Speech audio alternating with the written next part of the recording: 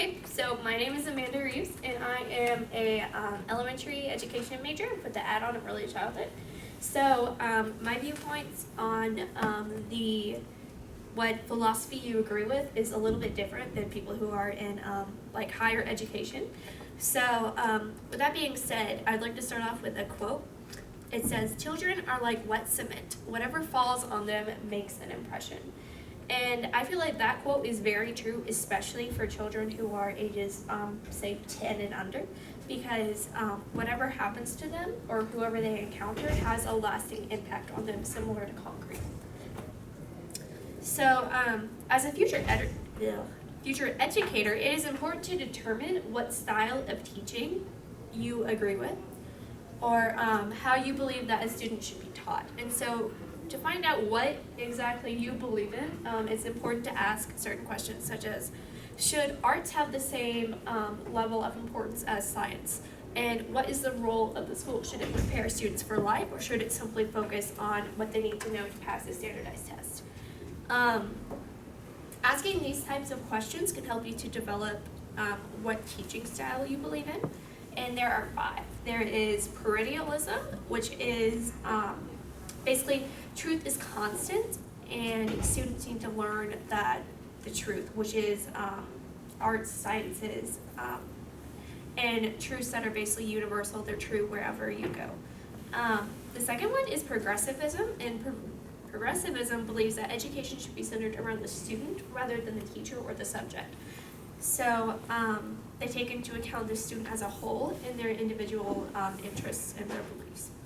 The next one is essentialism, and this is more conservative, and it believes that the role of education is to prepare students for life. And the next one is existentialism. This focuses on the individual's experience and the individual's way of thinking. And they believe that the purpose of life is to define themselves, and they are very heavily emphasized on creativity. And the last one is social reconstruction, and this believes that schools should incorporate more current world events into the educational system. So once you decide which teaching philosophy you agree with the most, you have to also decide your psychological orientation. And there's 3 of those: humanistic, behaviorism, and constructivism. And these are basically what do you believe that a student learns in the best way. And so my beliefs are, I agree with the progressivism philosophy, because as an early childhood educator, I can't incorporate the current world events into my classroom, because if I say, oh, there's bad men in Syria who are trying to spread their own beliefs and they have guns and scary things, then a child is not going to take very kindly to that, and that will scare them, as it should. And so progressivism is centered around the student, and they focus on the student themselves rather than the subject or how I teach. So I believe that the essence of education is to educate the children so that they are knowledgeable in various subjects. For example, I want the children to be able to learn how to read, because if I want them to be able to read the Bible someday, they first have to learn how to read Green Eggs and Ham by Dr. Seuss. I think education should teach someone how to be an intelligent and thriving member of society. So, for example, how that would play out in early childhood, a classroom. You could do,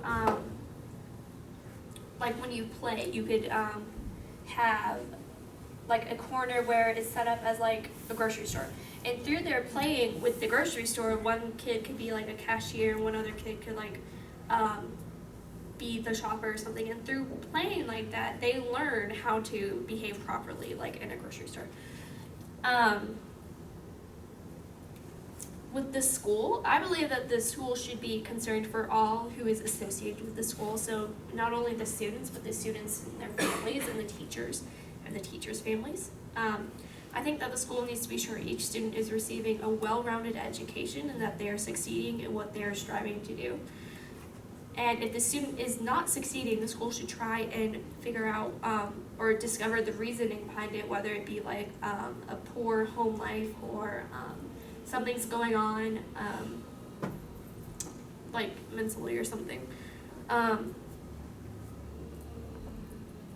So yeah, progressivism, I think that's the most important for early childhood and elementary.